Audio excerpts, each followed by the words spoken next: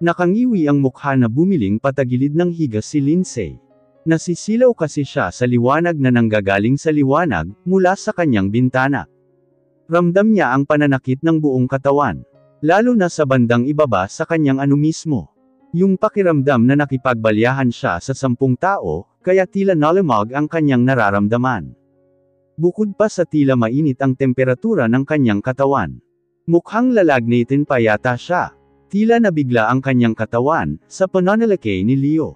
Nakailang rambulan ba naman kasi sila ng magdamag, tila ito sabik na sabik sa kanya, at halos 1 oras lang ang ibibigay na pahinga sa kanya, at aatakihin na naman siya nito, at ang traidor naman niyang katawan, ay tila wala ring kapaguran na tumutugon at sumasabay sa binata.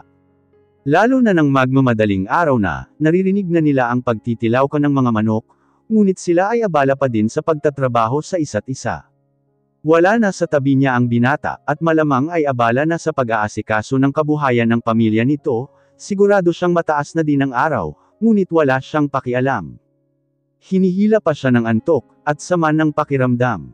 Kaya hinhila niya ang kumot, at tinalukbong hanggang sa kanyang ulo, at muling ipinikit ang mga mata. At nang muli niyang idilat ang mga mata, ay kalat na ang dilim sa labas. Gabi na yata sa isip-isip niya. Aynat siyang bumangon. Napansin niyang may suot na siyang oversized t-shirts, at panloob ang pambaba. Marahil si Leo ang nagbihis sa kanya. Sa kaalamang iyon ay tila hinaplos ng malamig na kamay ang kanyang puso. Bigla niya itong na-miss. Nasaan na kaya ito? Nakauwi na kaya ito? Ramdam niya ang lamig at init ng katawan, na tuluyan na nga siyang lagnatin. Binalot niya ang katawan ng kumot, at dahan-daang tumayo patungo sa lagayan ng kanyang damit. Kukuha siya ng pijama at jacket. Papatayin na din niya ang aircon. Ramdam niya ang panginginig ng kanyang tuhod nang gawin iyon, ngunit kailangan niyang gawin iyon, para maibsan ang lamig na nararamdaman. Hahakbang na sana siya, nang biglang bumukas ang pinto ng kwarto niya. Bumungad doon si Leo, na nakasuot ng polo shirts na asul at nakamaong. Bukas ang ilang butones sa bandang taas nito, kaya kitang-kita ang mabalahibo nitong dibdib. How are you? Lumapit agad ito sa kanya. Are you okay? Anito na agad pumulibot ang kamay sa kanyang bewang, at sinipat ang noo niya. Marahil nagtataka ba't nakabalot siya sa kumot. Napamura ito ng mas alat na mataas ang lagnat niya. You're hot. Sasagot sana siya nang pumasok din sa loob si Margaret. Shall we go? Humalukip-kap ito, at tumaas na naman ang isang kilay, nang sulyapan siya ng tingin. Aalis na naman ito. Akala niya kadarating lang nito. I'm sorry, I can't come with you, my wife needs me. Ani Leo? Hindi man lang ito tinapunan ng tingin ni Leo, sa halip ay inalalayan siya muling umupo. You should have called me. Sabi nito kay Lindsay. But Leo, alam mo namang. Aalma pa sana si Margaret, ngunit hindi na pinatapos ng binata ang anupang sasabihin nito. Look Margaret, I have all the time para harapin sa ibang araw yang sinasabi mong client, but for now my wife, need me, do I have to repeat it twice? Pinisil niya ang kamay nito, para sawayin ng makitang nanlaki ang mata ni Margaret. Marahil hindi nito inaasahan ang sasabihin ni Leo. Okay, ngunit nakabawi naman agad ito, at muling tinaas ang isang kilay. I'll see you tomorrow then, at walang palem na tumalikod, at tila nagmamartsang lumabas sa kwarto nila. You should have called me, baling naman ng binata sa kanya. I thought you were okay and need rest, kaya hindi kita pinapaistorbo sa mga katulong. Pati breakfast mo pala hindi mo rin kinain, tila bata siyang paslit na pinapagalitan nito. Saka lang niya napansin ang tray na nasa may tocador, at puno ng pagkain. Wait here, kukuhaan kita ng damit ani pa nito, at nagmamadaling ng halungkat sa kabinit. Kumuha ito ng ternong pijama. Here, itinayo siya nito, at akmang huhubarin ang kanyang t-shirt na suot nang pigilan niya. No it's okay, kaya ko, nahihiyang pigil niya dito. Napatitig ng madiin sa kanya ang binata. Nakita ko na lahat-lahat yan, so no need to be shy, besides you're weak. Anito at pinatuloy na ang naudlot na gagawin. Hinubad nito ang t-shirt niya, at sinuotan siya ng pangtaas na pijama. Pagkatapos ay sinunod ang pangbaba na pijama. You have to eat, wait here magpapakuha ako ng pagkain sa baba. Hindi ako nagugutom Leo. Tanggi niya. Ang gusto niya ay humiga na lang ulit at matulog. No just wait here, you have to take medicine, so you need to eat first. Iyon lang at lumabas na ito ng kanyang kwarto. Nasundan na lang niya ito ng tingin. Na-touch siya sa pinapakitang pag-aalala nito sa kanya. Sana ay nagsisimula na ring mahulog ang loob nito sa kanya, tulad ng nararamdaman niya para dito. Hindi niya masabi kung kailan mismo, dahil ilang araw pa lang naman niya ito na-meet. At nung isang araw lang sila kinasal. Basta ang alam niya, ay parte na ito ng buhay niya. Nang 5 minuto na hindi pa rin ito bumabalik, ay pinasya niya munang humiga, nilalamig na naman kasi siya. Hindi pa pala napatay ang aircon. Mamaya kapag dumating ito, ay ipapakisuyo niyang ipa-off. Nagtalukbong na lang siya ulit, at ipinikit ang mga mata. Han! Narinig niya ang boses ni Leo, at ang banayad nitong pagtapik sa kanyang pisngi.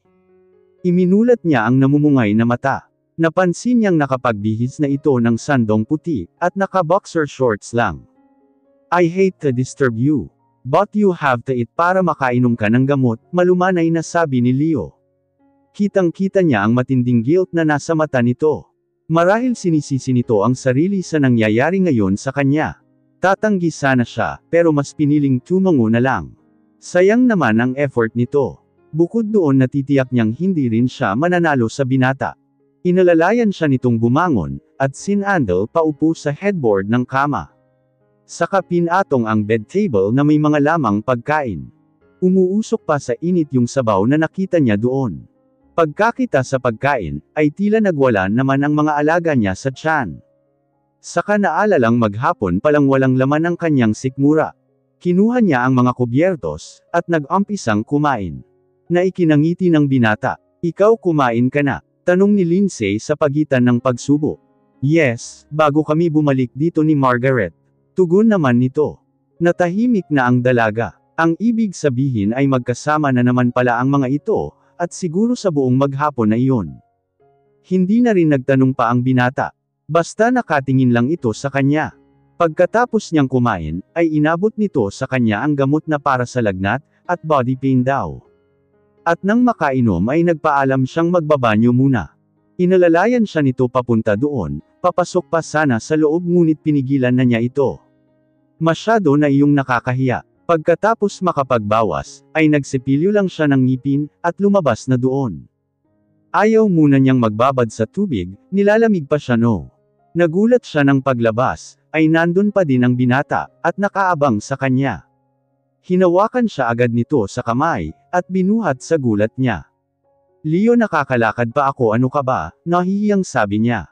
Hindi ito kumibo, at dahan-dahan siyang binaba sa kama. Ingat na animo takot na masaktan siya. Thank you, mahina niyang nasambit, na hindi halos makatingin ng diretsyo dito. No rest. Ani pa ni Leo na inayos ang kumot, at linagay hanggang sa dibdib niya, ikaw din, ani ang nahahati ang nararamdaman ng mga sandaling iyon. Nasisiyahan at nahihiya sa pag-aalaga na iyon ng binata.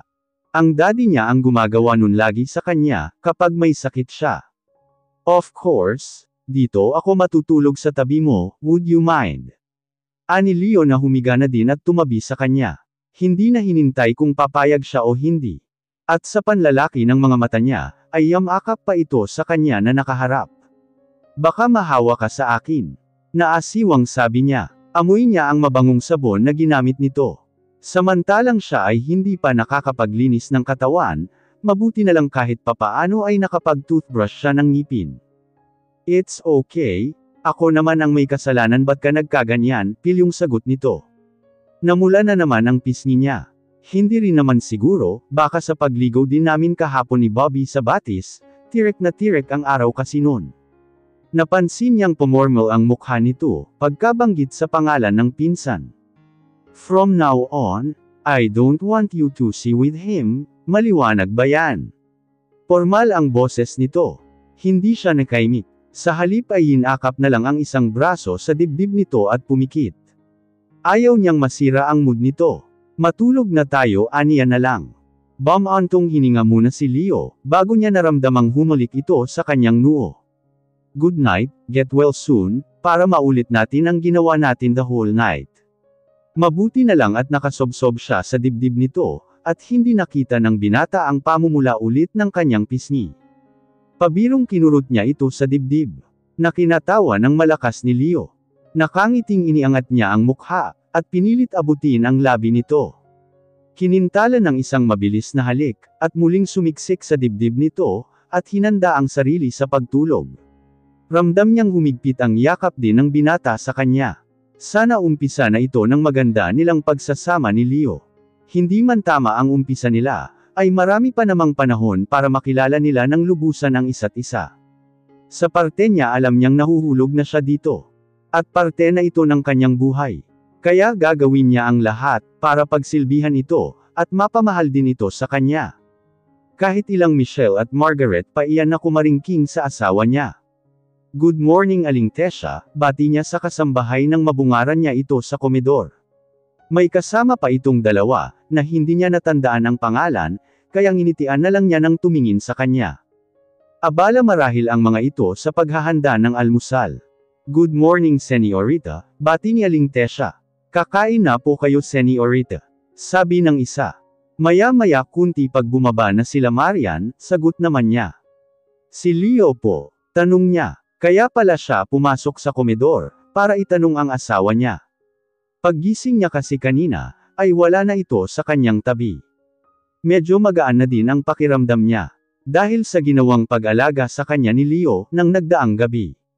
Kada 4 na oras siya nito pinainom ng gamot, pinapalitan ng damit kapag pinagpapawisan, at nag-effort pa itong nagluto ng soup, ng sarili nito mismo na hindi na inabala ang mga kasambahay. Nasa may terrace siya ng pangalawang palapag ng bahay, nang makita niya ang pagpasok ng pick-up ni Leo. Natandaan niyang iyon ang sinakyan nila, noong isang araw papunta sa farm. Kasunod ay ang pangbaba nito sa driver's seat, at binuksan ang passenger seat. Mula doon ay lumabas si Margaret, na agad kinawit ang mga kamay sa leeg ng binata. At nanlaki ang mga mata niya, nang bigla na lang nitong halikan si Leo.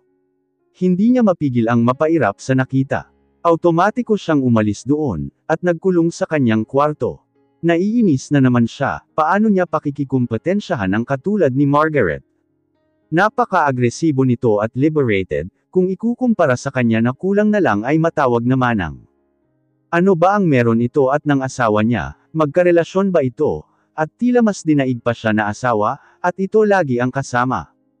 Kaya pa naman sila nandito ay dahil honeymoon kuno nila, ngunit bakit ito at ang Margaret na yun ang lagi ang magkasama?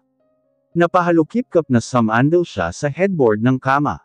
Lindsay, tawag sa labas na nabosesan niyang si Leo. Kasunod ay ang pagkatok nito ng pinto. Baka tulog na naman, dinig niyang boses ni Margaret, at humajakhik pa ito. Nalalong nagpasimangot kay Lindsay. Pinangatawanan na niya ang hindi pagsagot. Sa halip ay padabog siyang pumasok sa banyo, at doon nagkulong. Bahala ang mga ito sa buhay nila. Mga ilang minuto na siyang nandon, nang maramdaman naman niyang ang pinto ng banyo ang kinakatok ni Leo. Tama siya sa naisip, kahit ilock niya pa iyon, kung may susi naman ito ay mapapasok at mapapasok din siya. Naghilamos siya at para kunwaring nagbanyo nga kuno siya. Lindsay, nandyan ka ba? Ani Leo. Binuksan niya ang pinto, at nagkunwaring nagtataka nang mabungaran niya ito. At tama na naman siya. Pati ang Margaret na malandi ay nasa loob din ng kwarto niya, at prenteng nakaupo sa kama niya. Leo, nandyan ka na pala, sabi niya. Okay ka lang. Tanong nito na agad siyang hinhilas sa kamay. Tingin niya ay na-relief ito nang makita na siya. Nakangiting sabi niya, at ewan kung anong pumasok sa isip niya, at bigla niya itong hinalikan sa pisngi, malapit sa gilid ng labi nito. Kumain ka na? Tanong pa niya, naihinawak ang isang kamay sa bewang nito. Manigas ka Margaret, sa loob-loob niya. Amused na tumitig sa kanya si Leo, may ngiting naglalaro sa mga labi nito. Ikaw sana gusto kong kainin, bulong nito sa tainga niya. Nahampas niya ito ng mahina sa bewang. At kahit naman nagagalit siya sa pakikipaglampungan nito kay Margaret, ay naapektuhan pa rin siya ng kilig sa mga pang-aakit nito. Namula ang kanyang pisngi. Loko ka ha. Irap niya dito. Halika na Leo, bumaba na tayo. Nagutom ako sa mga pinaggagawa natin kanina. Si Margaret na biglang tumayo, at ihinalukip-kap ang mga braso sa dibdib. Pinaggagawa at ano naman kaya yung pinaggagawa ng mga ito kanina? Bumangon ang kursyudad sa isip ni Lindsay, ngunit hindi niya iyon pinahalata, hindi niya bibigyan ng kasiyahan ang Margaret na ito. Hindi pa rin ako kumakain, hinintay talaga kita, baling niya kay Leo. Pwede dito na lang tayo kumain sa kwarto. Bulong lang ginawa niya nang sabihin iyon sa binata. Sure, magpapahatid na lang ako kay Aling Tesha. Sabi naman agad ni Leo. Mauna ka na, bumaba Margaret, magpapahatid na lang kami ng pagkain dito sa kwarto. Baling naman ito kay Margaret na kitang sumama ang mukha. Pero hindi na ito nagprotesta, at walang palem na lumabas ng kwarto niya. Kumusta ang pakiramdam mo? Mula sa pagkakaupo sa sofa bed, ay liningan ni Lindsay ang nagsalita. Si Leo at nakabihis na ng boxer shorts at puting sando. Nagpaalam ito sa kanya kanina na maglinis ng katawan, pagkatapos nilang kumain. Okay na ako, balak ko nang mamasyal ulit bukas. Mamasyal, ulit ni Leo sa kanyang sinabi. Umupo ito katabi ng inuupuan niya, at iniakbay ang isang braso sa dalaga. Sana payagan mo ako, sinandal naman niya ang sarili sa dibdib nito. Tila nakakasanayan na niya ang paglapit-lapit dito. Sa halip na sumagot ay hinigit siya palapit ni Leo, at kinulong sa mga bisig nito. Nilapit ang labi sa may punong tainga niya. Nagtayuan ang mga balahibo niya sa katawan sa ginawa nito, at nag-uumpisa na naman siyang gapangan ng mga kakaibang tensyon. Leo, nakikiliti ako, saway niya. I miss you, bulong naman nito na gumapang naman ang labi sa may leeg niya. Hindi siya kumibo, bagkus ay ninamnam niya ang kakaibang sensasyon pinapadama nito. Napapikit na naikawit niya ang braso sa leeg nito. Can we do it, babe? Sinandal nito ang noo sa kanyang noo, at tila humihingi ng permiso mula sa kanya. Tinawid niya ang pagitan ng labi nito, at masuyo itong hinagkan doon bilang tugon. Iyon lang ang hinihintay ni Leo, at mapusok ang sinukli nitong halik sa kanya. Tila mga may sariling isip ang mga kamay nito, na nagsimulang maglakbay sa buong katawan ni Lindsay. At hindi mapigilan ng dalaga ang mga ingay na lumalabas sa kanyang bibig. Baka may makakita dito sa atin, Leo. Anas niya, napasinghap siya nang maramdaman niyang binuhat siya ng binata, na hindi humihiwalay ang labi sa labi niya, at marahan siyang binaba sa kama. Isa-isa nitong hinubad ang mga damit, habang hindi hinihiwalay ang mga mata sa kanya. Habang napapalunok na nakatingin naman dito si Lindsay. Napaka-perpekto talaga ng katawan nito, animo isa itong obra na nililok ng isang magaling na iskultor. At nang maubad na nito ng lahat ng saplot sa katawan, ay nanlaki ang mga mata niya. Nervous, pilyong sabi nito nang lumapit sa kanya. Lumuhad ito paibabaw sa kanya, at naipit siya sa pagitan ng mga binti nito. Bumaba ang mga labi nito, mula sa kanyang hita hanggang pataas. Leo, anas niyang di mo ari kung ano ang nararamdaman, mahigpit siyang napakapit sa bedsheet ng kama. Yes babe, bulong din nito. Nakakapit ang dalaga sa buhok nito.